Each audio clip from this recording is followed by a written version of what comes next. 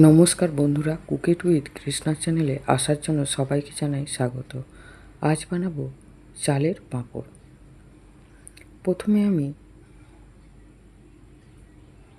নিয়ে নেব বেশ কয়েকটা গোলমরিচকে গুঁড়ো করে নেব, আধা আধা ভেঙে নেব। এরপরে 1 চামচ নেব গোটা জিরে, আর নেব অল্প হিং।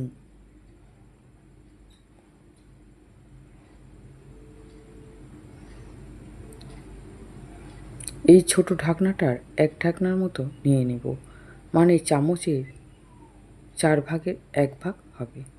এতে নেব কালো জিরে 1 চামচ। এরপরে আমি সেদ্ধ চালের গুঁড়ো নিয়ে নিয়েছি। কোনো একটা বাটি হোক, গ্লাস হোক বা কিছুতে মেপে নিলে খুব ভালো হয়। আমি যেই বাটিটায় জল মাপছি এই বাটিরই হাফ বাটি নিয়ে নিয়েছি চালের গুঁড়ো। ওই বাটির 5 বাটি নিয়ে নিলাম জল। তবে পুরো বাটি নয়, যতটা চালের গুঁড়ো হাফ বাটি সেই হিসাবে 5 বাটি জল দিলাম। এরপরে যে মশলাটা করে রেখেছিলাম সেই মশলাটা দিয়ে দিলাম। এতে দিলাম বিট লবণ অল্প। পাঁপড়ের জন্য নুনটা কিন্তু খুব কমই দিতে হয়। পাঁপড় শুকনো হলে নুন খুব বেশি হয়ে যায়, তাই একটু ভেবেচিন্তে নুনটা দিতে হয়। এরপরে গ্যাস চালিয়ে কড়াটা বসিয়ে দিলাম,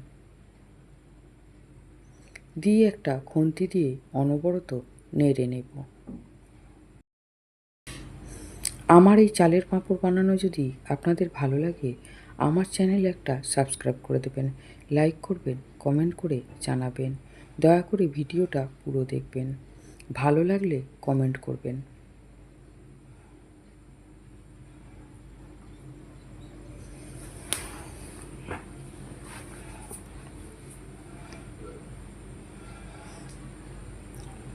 বেশ গাঢ় করে ফুটিয়ে নিলাম।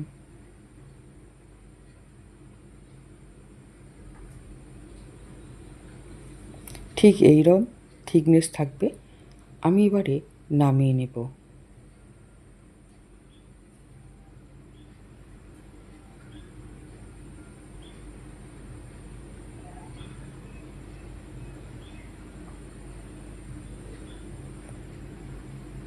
এরপরে ভালো করে ঠান্ডা করে নিয়ে আমি এটা রোদের মধ্যে মেলে দেব। প্লাস্টিক পেতে তার মধ্যে গোল গোল করে মেলে শুকনো করে নিয়েছি। এখন এতটাই রোদ যে আমি 11টা সাড়ে 11টায় মেলেছি, বিকালের মধ্যেই পুরো শুকনো হয়ে গেছে।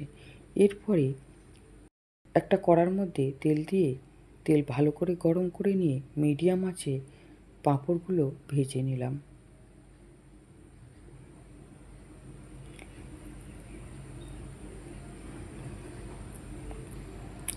নিজের হাতে বানানো পাঁপড় দারুণ তো লাগবেই।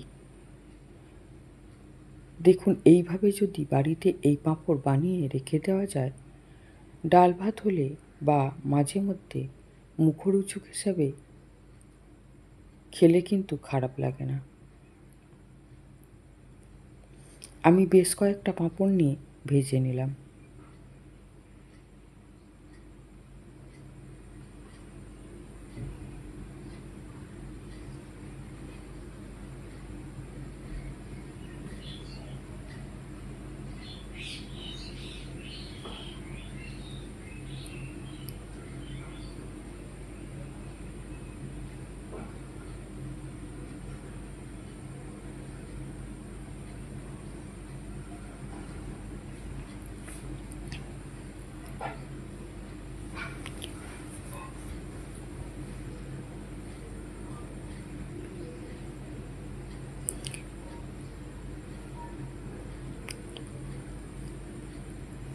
এই আমার পাঁপড় বানানো রেডি।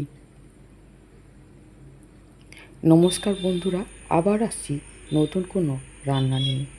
আজকের মতো এই পর্যন্ত।